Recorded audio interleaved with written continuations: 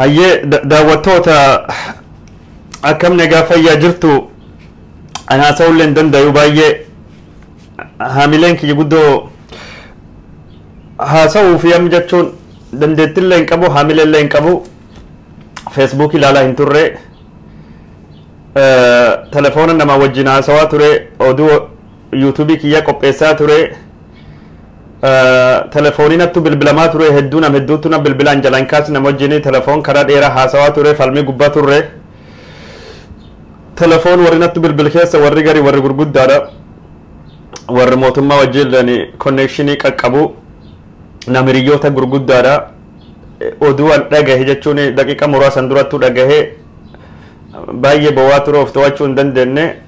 artistiin Oromoo gootni jaalatamaan Hacaalu Hundeessaa ijjeefamee jira.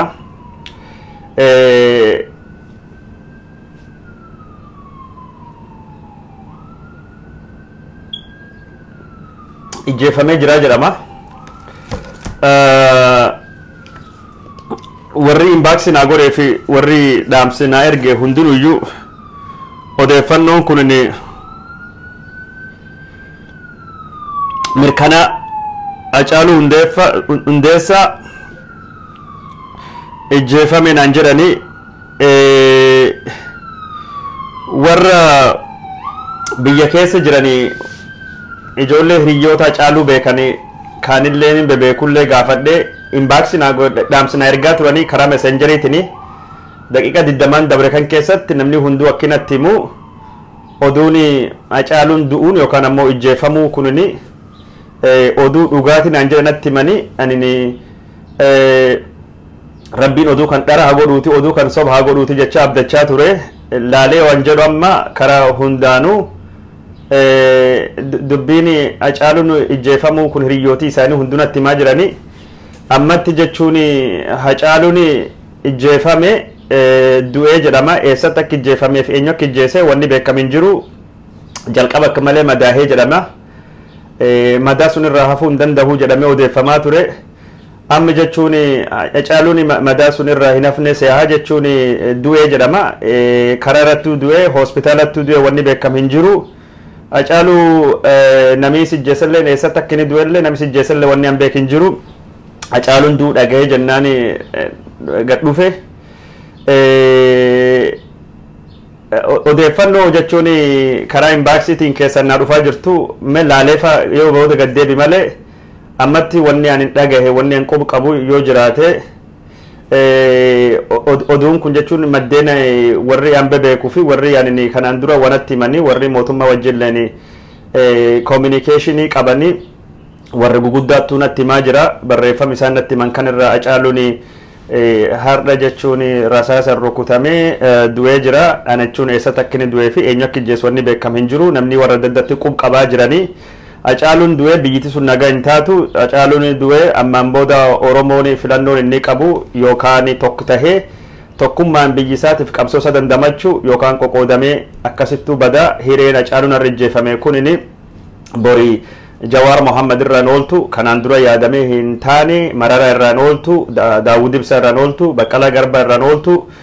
muummichi ministeera mataa isaa irra nooltu wanni deemaa jiru wanni odeeffamaa jiru biyyi san keessatti biitti sun gardhoohu garbala hamaa deemaa jirti.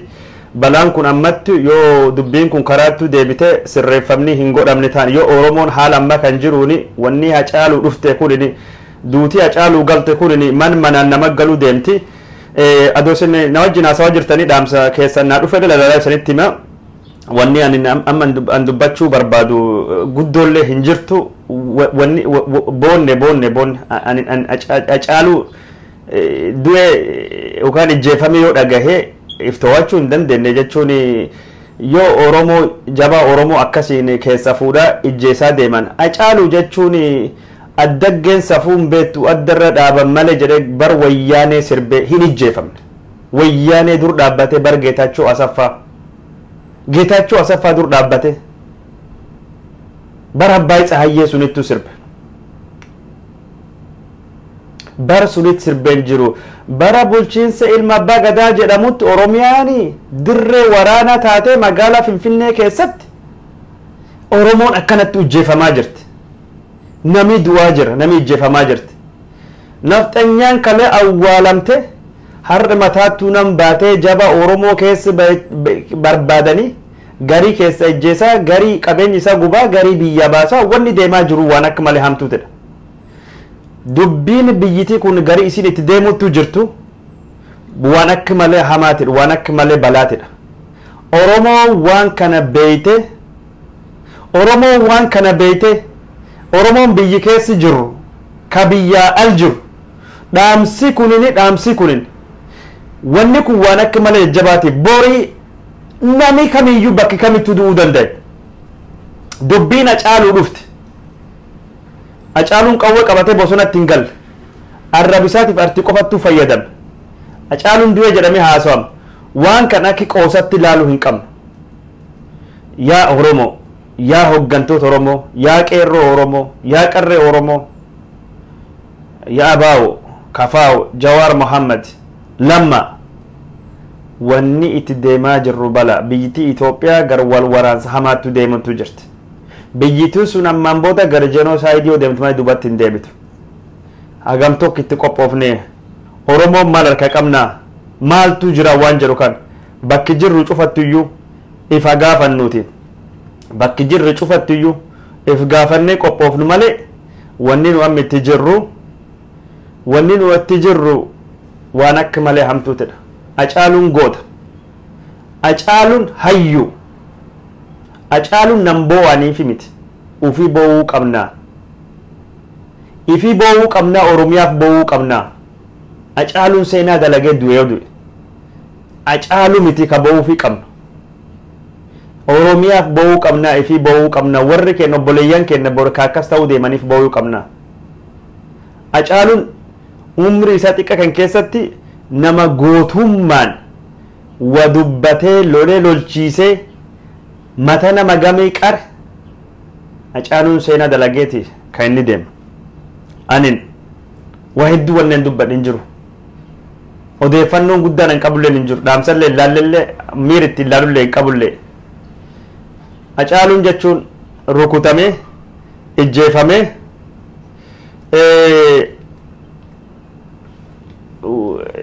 jira jedhama qaama adda addaa qubeetti qabamaa jira odeeffannoo waan hin qulqulleeffannee fi abaluutu ijjeese abaluutu rukutee waan jedhu ammaaf irraa hin dubbadhu. Garuu nam qubeetti qaban isiniin hedduun hin beeytanii waa hedduutu dubbatamaa jira garee hedduutti qubii qabamaa jira garee hedduutu shakkamaa jira. Ani shakkii kan jechuun amma ka waajira kana yookaan dhaaba sunii saba kana garee sunii jedhe dubbachuu hin barbaadu.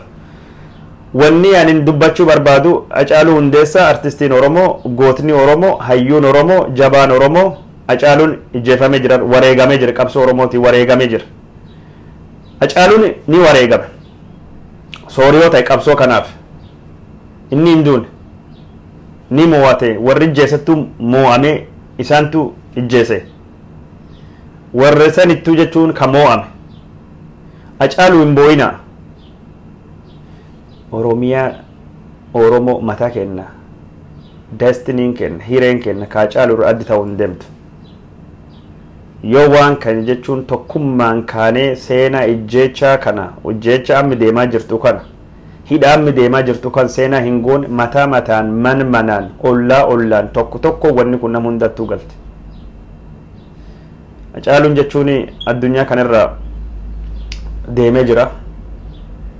Ijjeecha warri gara jabeenya warri hamaan qabsoo Oromoo kolaasuuf godhan ijjeecha diinii qabsoo Oromoo godhe ijjeecha nyaaphii Oromoo godhe warri gara jabaa kun Hacaaluun qawwee fudhatee bosonatti hin galle Hacaaluun namni ijjeesne yookaan namni haduu hin jenne ummata Oromoo waan dammaqseef artiin waan falmii godheef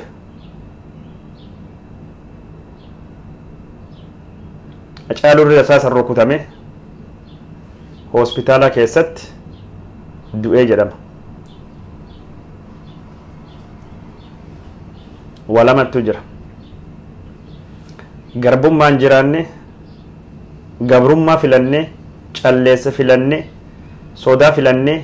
du'ii manattu nutti gala. Warraan nutti gala. Yookaan tokkummaan kaane dhaabbanne bilisummaa fidanne seenaa du'aa gada du'aa kan ofirraa hambise. Wanni Hacaalu yoo kun isin hin dammaqsin Oromoo yoo kun Oromoo hin kaasne ani maal akka nu kaasin been dayaaspooraa maal eegnaa dayaasporaan guutuu addunyaa boritti hiriir ba'uu qaba ana kiyyatti biyyi keessalleetti wanti Hacaaluu kun maal hin beeytanii Hacaaluu nam guddaa ta'eeti fi mul'ata malee Wallaggaatti Booranatti Gujiitti bala dhalachuu deema haqi takkatti waan nu garsiisu a tip of iceberg ka faranjiin jedhan bala guddaattu gad deemutu jira ummati uf abdate nama gari abdate warra paartii siyaasaa abdate qawwee tuulatee maffate nam Oromoo jaba Oromoo nama Oromoo ijjeesaa deeman Hacaaluun hin duune barbaraaf jiraata qabsoo Oromootiif wareegame Oromoo walamaan kan filachuu qaba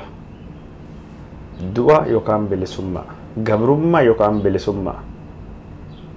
yeroon waliin dhaabbannee bilisummaa keenya goonfanne du'a akka Hacaaluu kan hambisu ammaan tana miidiyaa farra gabbaanii Hacaaluu kanatti jeesee garee sunitti akkas godhee maali jedhanii sobii kijibinii odeeffamuu ni mala. Hacaaluun goota guddaadha hayyoodha mootii artiitidha ilma nama jabaadha beekadha qaroo Oromootidha ija Oromoo jaamsuuf gurra Oromoo duuchuuf wanni godhama waan akka taphattu waan akka salphaattu walalamu miti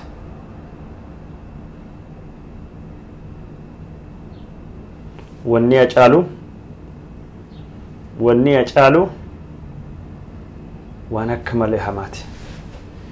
an faaktii guddaa qabaadhee jechuun isinitti himuun dhufna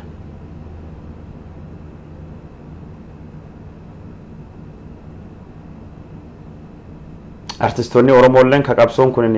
qabsoofne injifanne jedhanii galaa turan dhaabbatanii ilaaluu qaban diinii kunin jiraachuu kennin fedhu diinii amma nutti jiru diina hamaa lafin barbaada nama keen aadaa keen afaan keen seenaa keen waan takka illee hin barbaadu diina hamaa walittu jira diinii nutti jiru ammoo diina keessotiidha kafira fakkaatee wayaa balleessu akki dhadhaa ka maqaa qabsoo Oromootiin dhufe aangoo qabatee diinaa ilkaan kalaadaa kana nurratti moosise daawwattoota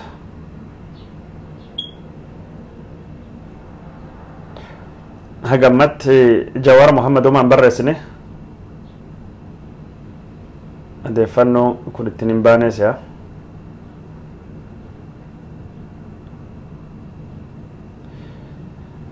odeeffannoon kun ittiin hin baane na fakkaata jechuun hin baaksa.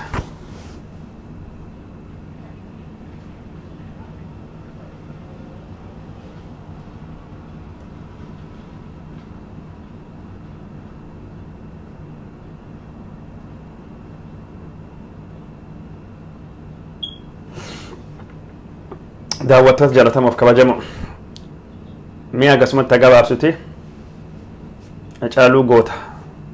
jaba hayyuu dhiira namaa